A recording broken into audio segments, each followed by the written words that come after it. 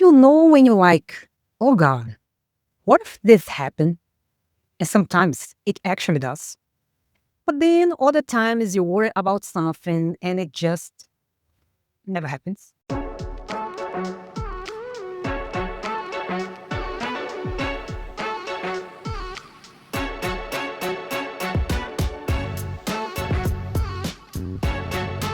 Hi there, my name is Kelly, and today we're talking about something that has probably happened to you before. Yeah, why do some of our fears actually become real while others just kind of disappear? So, if you're ready to break free from this cycle, take a deep breath with me, real quick, set your intention, and let's get right into it. First, let's talk about what fear actually is. Because understanding this stuff makes it way easier to work with. So, fear is literally one of the oldest emotions we have as humans. Psychologically speaking, it is basically our response to danger, whether the danger is real or just in our heads. But you want to know what's happening in your body when you feel fear? Your amygdala, that is the part of your brain that handles emotion, lights up. Your hippocampus, which deals with memory and context, kicks in. And your prefrontal cortex, the logical think part, tries to access what's going on. And physically, your heart starts racing, adrenaline dumps into your system, and your senses go into overdrive. You know, that whole fight or flight thing we all heard about. But here's the thing though, fear evolved to keep us alive, right? Well, it was, or it is super useful when there is one actual bear trying to eat us. But in reality, well, most of the time, you know that it's not real. I mean, well, all right, you live close to a bear, but now most of our fears are things like, what if I fail at this? Or what if they reject me? Or what if my relationship falls apart? These are all future fears. You know, it's stuff we are literally imagining. And get this, research from 2025 found something really interesting.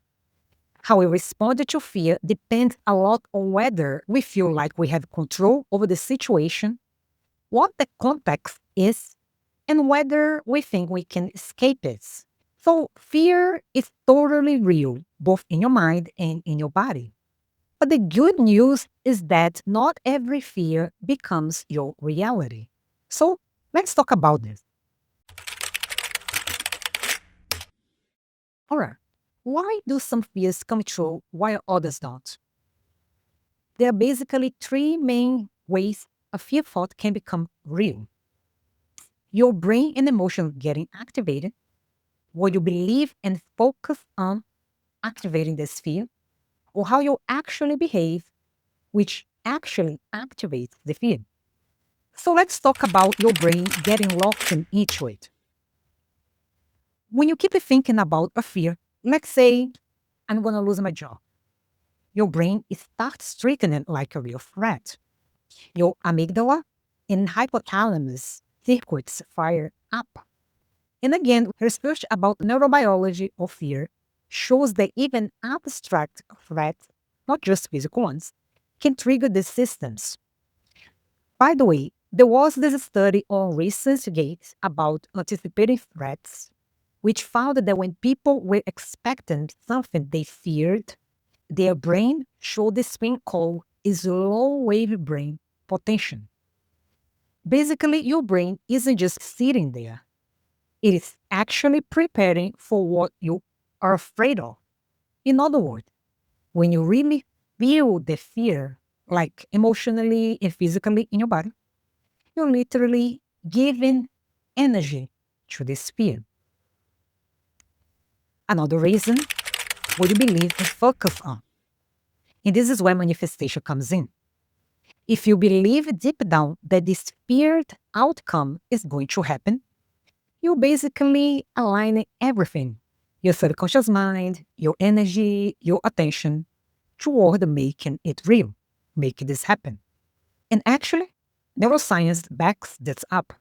Manifestation research shows that when we repeatedly focus on something, our brain basically primes itself to look for evidence of that thing in our environment. And this is all what we'll be talking about. But now we're back with science. So if you're really feeling the fear like it's already happening, you're energizing that reality. Another reason is how you act, which gives reason for the fear.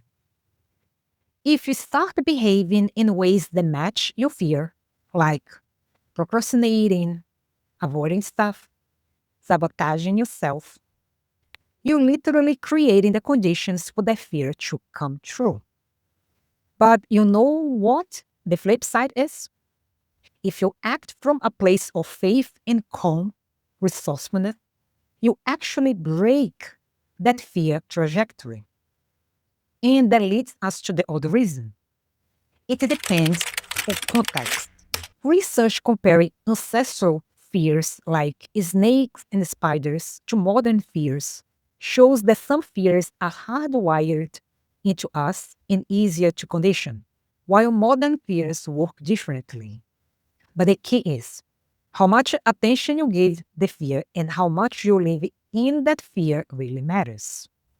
And the bottom line is fear manifests when you give energy to it, emotionally, mentally, through your actions, when you believe in it, when you align with it, and keep feeding it. So, this is just the first piece of the puzzle. The part where we learn how our fears gain momentum and what actually gives them the power to manifest. And understanding this is already a form of freedom. But this journey isn't complete yet. In the next video, we're exploring the other side. Why so many fears never materialize even when we think about them, and how your intuition, your energy, and your inner wisdom protect you far more than you realize. And if this resonated with you, go ahead, like, subscribe, and hit the notification bell so you know the next time I upload new videos. Well, actually, the next time when part 2 drops. So, remember, you are far more powerful than your fears. This is what I have for you today. Thank you for watching, and I'll see you in the next video. Take care.